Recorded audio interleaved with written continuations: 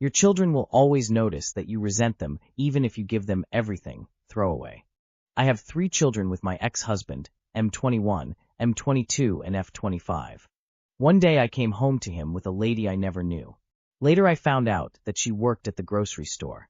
It came as a shock to me and my sons, but apparently, my daughter knew, but she didn't want her parents to divorce, so she kept silent. She was 16. I didn't fault her. She was a victim of her dad and his manipulation. She begged me to stay with him and was very angry when I refused. After he moved out, she turned 180 and befriended his new GF. She deleted and blocked me on all her socials and started sharing pictures of her and the GF. Calling her the best woman she could have in her life, a role model that she lacked in her life. She felt abandoned by me refusing to comply. When the relationship between my ex and his girlfriend ended, after a few months her world came crashing down again. She was even more angry that I didn't go back to my ex. She moved back home because her dad wanted her to cook and clean, but she was so angry that she had to live with me full-time instead. When I started dating, she would rage and run away until I thought it wasn't worth it to date and stopped. For years ago I met my now fiancé, but I kept him a secret because I didn't want problems. Now that the nest is empty, my boyfriend proposed and I agreed. We are not planning a wedding. We had a dinner with our closest, and my daughter texted me that she won't be coming. My answer was a very short, I understand. She called me raging, telling me that I always hated her and never forgiven her for siding with her dad. I told her that she was being unfair. She hung up. It made me think about why she would think that I hated her. I love her and her brothers more than anything in this world. I gave everything to raise them. Fought hard to have custody and begged her to live with me because I knew how toxic my ex turned. I spent years working, so they don't need to work while in college.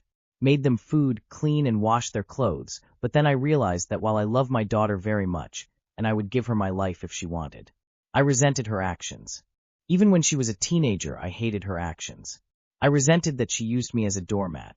I resented that she chose her dad, and that she was even angrier with me when I turned out to be right about him when he mistreated her. I resented that she wasn't as moral as I am, or at least her brothers. And I genuinely didn't care if she came to my dinner now or ever. I feel that as long as she is doing fine, I don't have the need to be in her presence. And she probably noticed that on top of all the resentment I have been feeling, even though I tried to hide it behind my love and duty as a mother. You can love someone and not like them. Sounds like this is justifiably the case with your daughter. Your daughter is not a victim. 16 is old enough to know right from wrong, and she chose wrong consistently. If you did resent her, you would be completely justified. Did she ever apologize? Or did she feel entitled to you? Maybe she takes after the dad. I feel sorry for our apprentice. He tries his best, but it's not cutting it.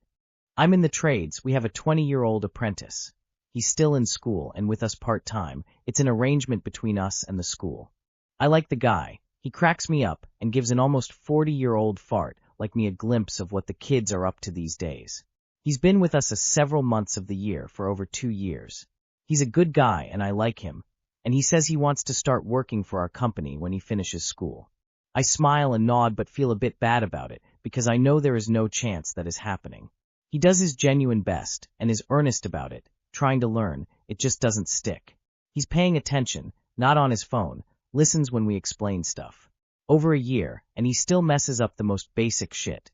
Forgets things mere hours after being shown how, constantly forgets the few basic things we keep telling him he must do every day, like actually bring his goddamn PP. He's not stupid. He just doesn't seem to learn. He understands when shown, follows theory explanations for the most part, and then nothing. The guy he primarily rides along with is a super patient and kind man, but he is starting to lose his temper with the kid. Making matters worse, our apprentice before him was sharp as a tack and seemed to take to the trade immediately. We even hired him over the summer when he was less than halfway through school. This means the new guy had big shoes to fill from day one.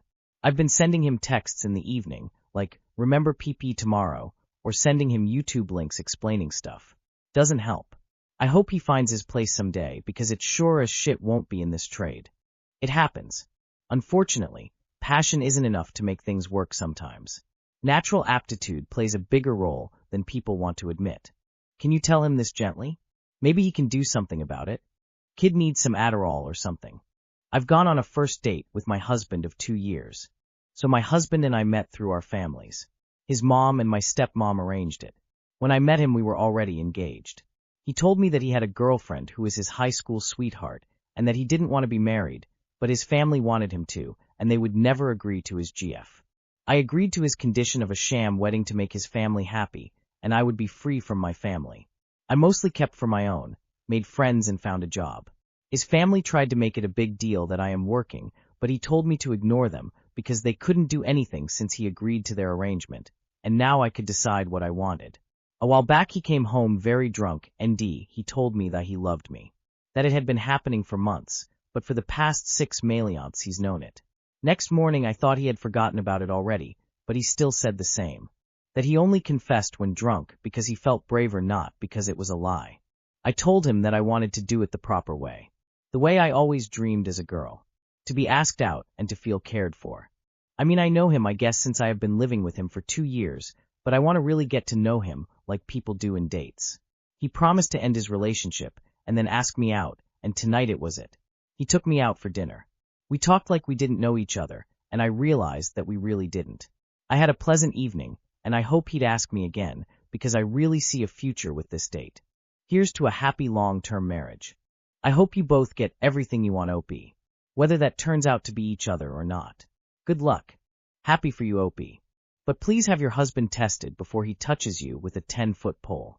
The last thing you want is a permanent condition from one of his past girlfriends. I feel guilty for being okay when so many people around me aren't. This isn't something I really talk about out loud because it makes me feel like a bad person. On paper, my life is fine. I have a stable job, my bills are paid, and I've managed to keep some money saved up. Nothing flashy, just enough that if something breaks or an unexpected expense pops up, I'm not immediately panicking. The problem is that a lot of people around me aren't in that position. Friends are stressed about rent, family members are dealing with debt, coworkers are openly worried about layoffs.